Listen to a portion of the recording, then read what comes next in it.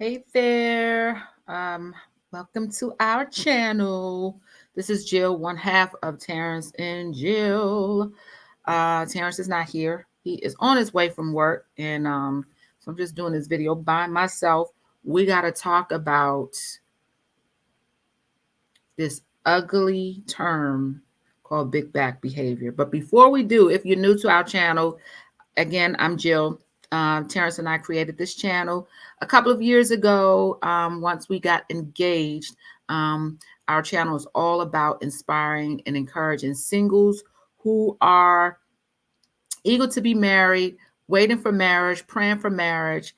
In some cases, feeling a little hopeless about getting married because it hasn't come yet. But we're a living proof that just be patient. God ordains marriage, and He has it for you if you want marriage. And so we go live every Tuesday evenings at 8 p.m. Eastern Standard Time, and we encourage those who follow us through the Word of God.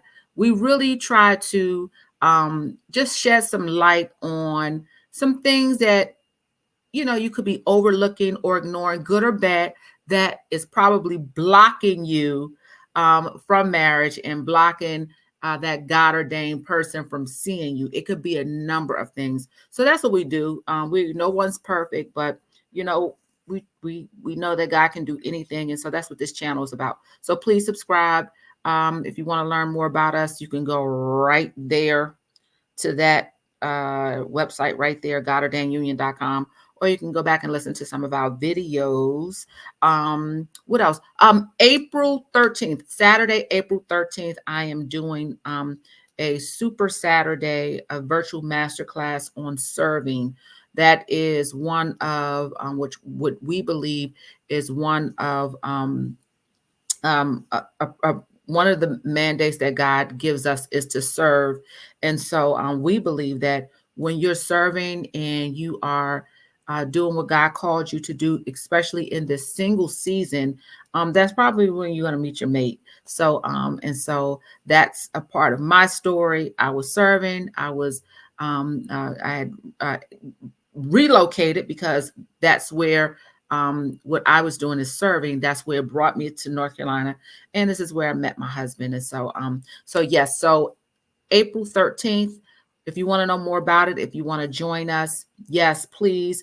I'm going to be talking about the 4 ways that you can serve. It's making it a venture, a mission-driven venture.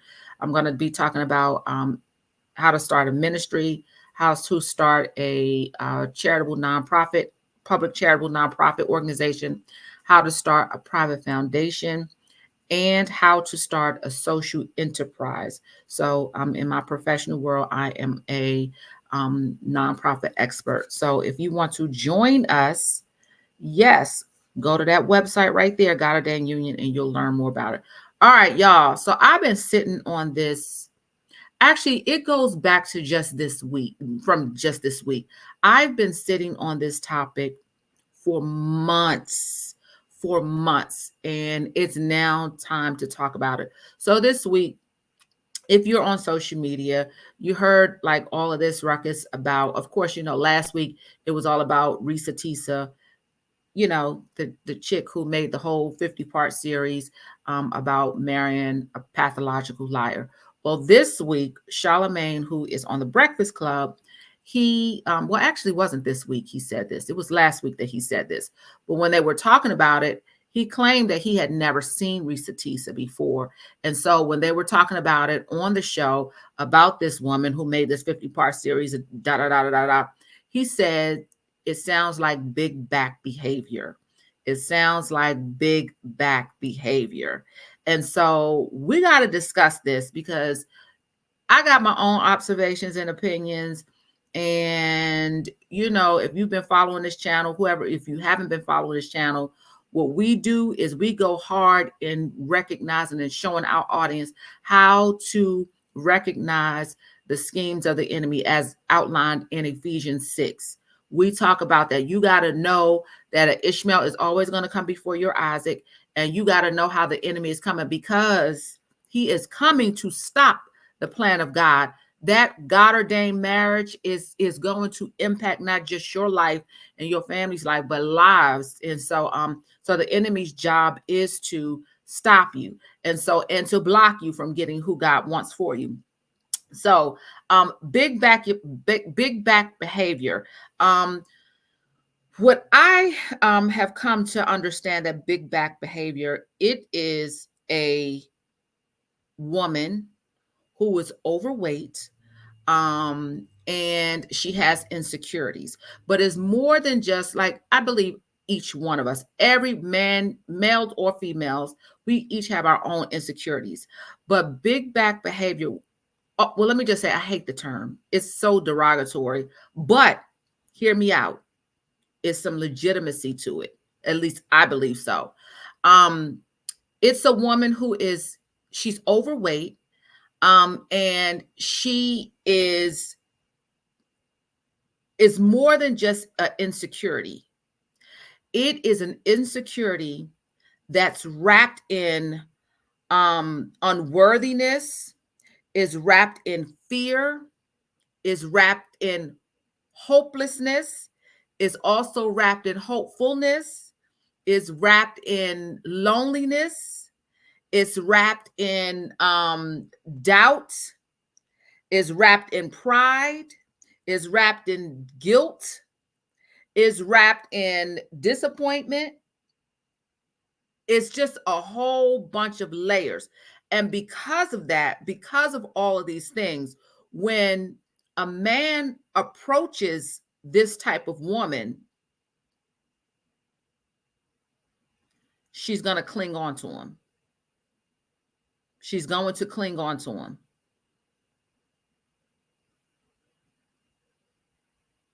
And she's not going to let, and she's going to the point where can do anything he wants with her. Now, let me tell y'all something. It's not even been a few years. It's been some years ago. I believe I was in my 30s. I had a conversation. We were in a social setting, and I had a conversation, and I want to say I can't remember exactly who it was. I remember the second conversation, but the very first conversation I had with this group of people, it was some guys, and they talked about how they go after women who got insecurities. And these types of men, and it was a crazy conversation. And they were saying, we go after women like these women got to have some benefits. These women got to have benefits. They got to have they got to have secure jobs. These are the types of women that they go for. Now, these quote unquote big back women are considered like, sugar mamas, for lack of a better term. That's not a better term, but another term. They're known as a sugar mama. And what happens is that these guys are preying on these types of women. And so I had that conversation, and it just completely opened my eyes. It completely opened my eyes. So a few years later, I was having a conversation with my cousins, my guy cousins, my male cousins, and I was telling them of a conversation that I had had with a group of people, and how the guys had said that these are the type of women that they go for. And one of my cousins was like, yeah, because he said, this is what he said. He said, I always have one of those on the side, always. And it hurt me so bad because I started to see the patterns in close family and friends. I started to see the pattern on coworkers. It is, when I tell y'all, it is so real. It's sad. It's silent, but it's being perpetuated. And so a few months ago, when Tyler Perry was on, I believe her name is Crystal something, when he was on her podcast, and he had made the statement of, if you want love, if all the guy can do is pay the light bill or the gas bill or whatever bill he said, you should be willing to take that for love. And when I tell you, that hurt me so bad. It hurt me so bad to hear him say that Terrence and I couldn't even do a video about it because I was so emotional about it. And so it has now come back up. And I'm so glad that Charlemagne brought it up because it is true. And if you look at it, so this is what happens. These guys, they prey on these types of women. And what happens is that some of them will give just enough to feed into those layers of insecurity that the woman has. And so like they might just pay the light bill, or they might treat you out to dinner, or they might pump your gas. They'll give just enough to make you think that it's love and they want you. But what they are there to do is to use you to make to boost your self-esteem, but not really boost yourself. It's really what they say is narcissist behavior. And if you're not aware that first of all, if you are carrying those layers of insecurity, you got to deal with that. You got to really deal with that, because what's happening is that you're attracting, and I can't even say that, but what's happening is that you're attracting, you're putting that energy is being pushed out and is attracting is attracting predators. And I don't even want to say that, because it's almost like saying, well, if you don't want to be raped, then you shouldn't be wearing, short shorts. And so I really can't say that. But what is happening is that the insecurities are so deep that you're ignoring this predator that's only there for self-gain. It's only there for his own self gratification, meeting his own needs. I mean, I've had coworkers. Oh my God, one coworker, she mortgaged her house. She mortgaged her house and got $30,000 out of her house and to give to this guy. And I want to say it was the same woman who bought the guy a Jaguar. Like, when I see this, it is like I can tell you countless stories. I mean, from using different women's cars and just running up gas and then as I said, they'll give you a little bit. A lot of times that little bit is sex. That little bit, he'll spend a night. For a lot of people, that guy moves in. A lot of people. A lot of times the guy ain't even got anybody else. They're just lazy. They're just living off of you. And they don't really love you, but they need you.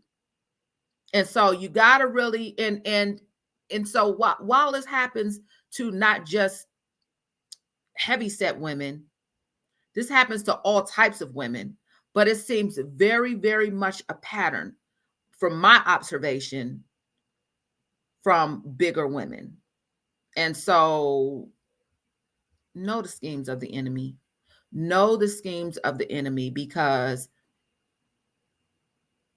you got to try the spirit by the spirit. And if that person is not coming, bringing something to the table, and it doesn't necessarily have to be financial, but you'll know, well, maybe you don't know. You should know that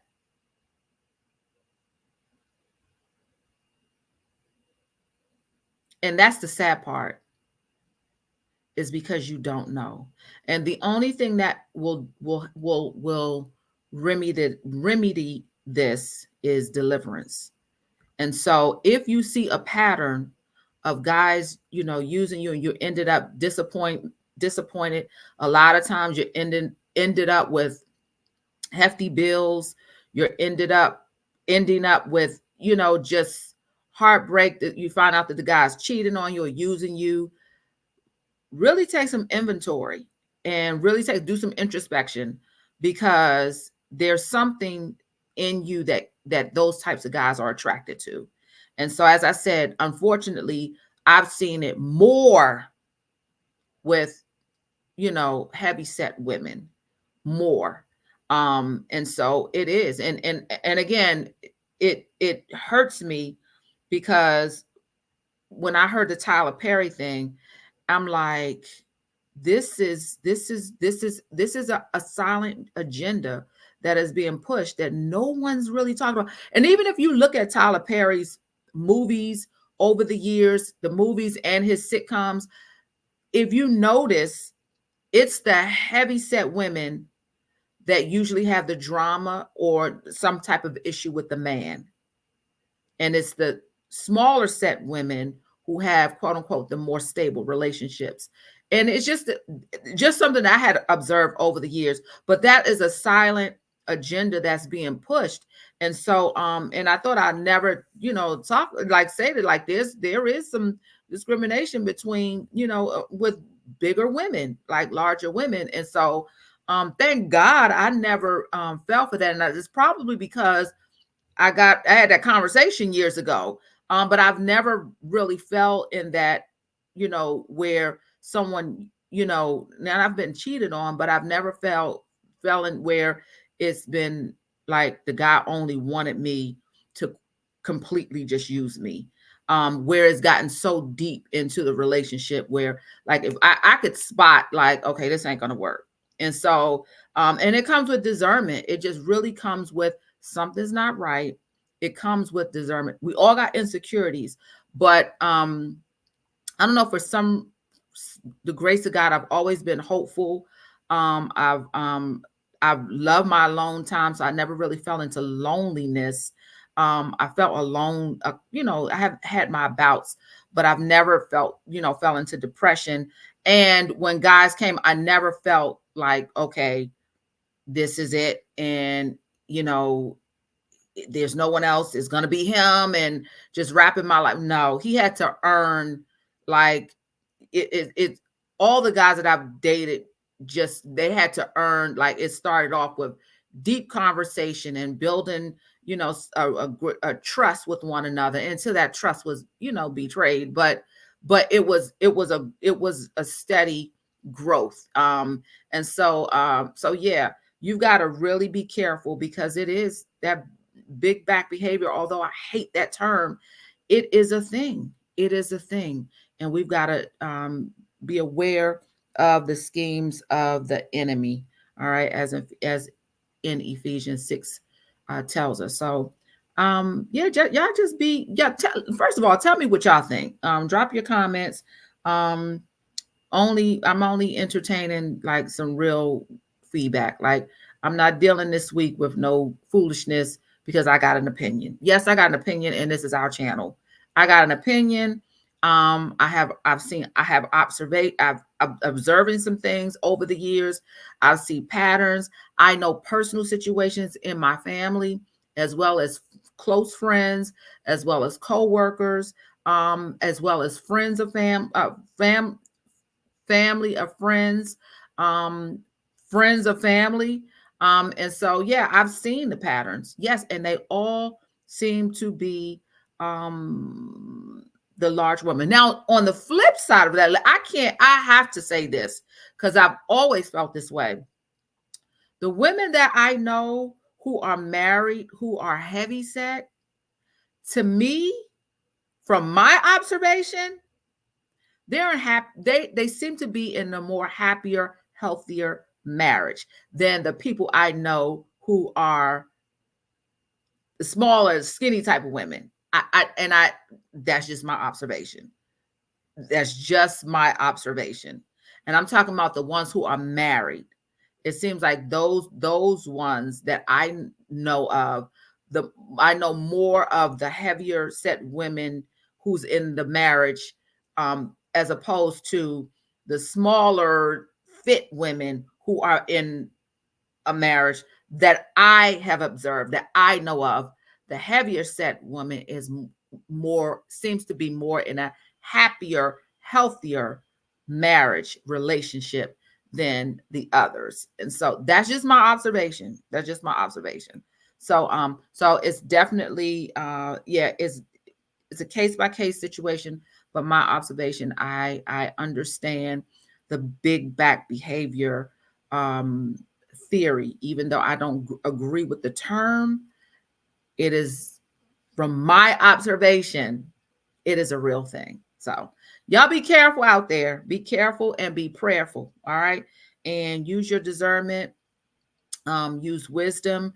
You ain't, and let me tell you something, one of the biggest faith moves, if you see a red flag, is something, if you see a red flag and you cut that thing off, that is a huge faith move. That's just that's saying, Lord, I trust you that this ain't it. And if it is it, I trust that you'll bring it back, or you'll bring it back where it is clarity to me. But what I see right now, Lord, this is not it. And I'm willing to give this away because I trust that you're going to bring the one who you have for me to me.